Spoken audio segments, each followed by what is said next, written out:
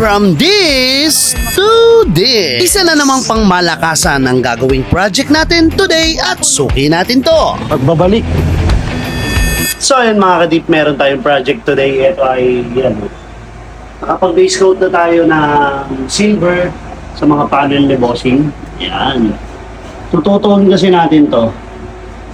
So nag-base muna tayo ng silver para mapalabas natin yung magandang pagka-blue or race blue na itong project natin na to.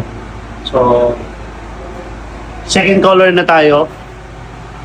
Let's go. At dahil paspasan nga tong trabaho natin, may mga footage na naman tayo na hindi na video. Pero ang mahalaga, matapos natin to sa time frame na binigay natin kay Bossing. Ganito nga pala yung technique namin kapag nagtututon kami ng gradient. Lalagyan muna natin siya ng guhit para sigurado tayo hindi tayo lalagpas sa mismong linya na gusto ni client. Maganda kasi yung agaw blue, agaw silver, kaya kailangan sumakto tayo mismo doon sa effect na gusto mangyari. At makikita nyo namang hindi tayo lumagpas doon sa linya na ginawa natin. Yung kabilang espada, ganito din yung ginawa natin. Maging sa boomerang niya, nag-gradient effect din tayo. From primer hanggang base coat nga pala, ang gamit nating barel ay Lison. Sa mga gusto mag-try ng performance neto, nasa mismong video yung link. Tapos nasa comment section. At nang matapos na natin yung base color nating lahat, eto na sila mga kadip, ready na for clear coat. Muntik ko na makalimutan yung mags nga pala ni Bossing na pinowder coat din natin dati, ay papalitan niya na ng kulay. At eto na, niluluto na natin. Ang kaso nga lang, nagkaroon ng konting problema. Bigla na lang namatay yung burner natin dito sa oven. Kung kailan last touch na, saka pa nangyari. Sabayan mo pa ng alanganing oras na. Tapos i-release na din ngayong araw. At dahil no choice tayo, biyahe muna tayo mga kadip. Kahit bumabagyo pa yan, importante ma-release natin to sa time frame na binigay natin kay Bossing. Kaya nga't dinala na natin to sa Taytay branch natin para lang lutuin. Sa mga ganitong senaryo, ma-appreciate muna yung mga bagay-bagay na pinaghirapan natin ng ilang taon. Yung hindi lang main branch yung ating aasahan, kundi meron na tayong ibang masasandalan. Dahil yan sa buhay na pagkilos ng ating Panginoon. Imagine niyo na lang mga kadip kung yun lang yung oven na meron tayo o yun lang yung branch na meron tayo. Bukod sa hindi natin marirelease yung unit ni Bossing, ay masisira tayo sa kanya. Kaya purihin ng Diyos sa mga ganitong senaryo. Dahil dun ko na-appreciate yung ganda ng plano niya sa buhay namin at plano niya sa ipinagkaloob niyang hanap buhay sa atin. At salamat din sa lahat ng mga tumutulong na kasama natin sa hanap buhay. Ang Diyos na po ang bahalang magbabalik sa inyo niyan 10 times. Balik tayo dito sa project natin mga kadip. Eto nga pala yung kulay na napili ni Bossing. At babalik na kagad tayo sa main branch. At eto na yung final output natin mga kadip. Hindi man na-review ni Boss Paul to, pero masaya siya sa kinalabasan ng project natin. Dahil yung color combination na iniisip niya ay nangyari naman. At abangan natin next video yung tropa naman ni Boss Paul ang darating na NMAX B2 rin. Repaint lang yon, pero tingnan natin kung anong kulay yung mapipili niya. Muli, maraming salamat sa mga nanood at nakaabot dito sa dulo ng video na to. So paano? Kita-kits next vlog.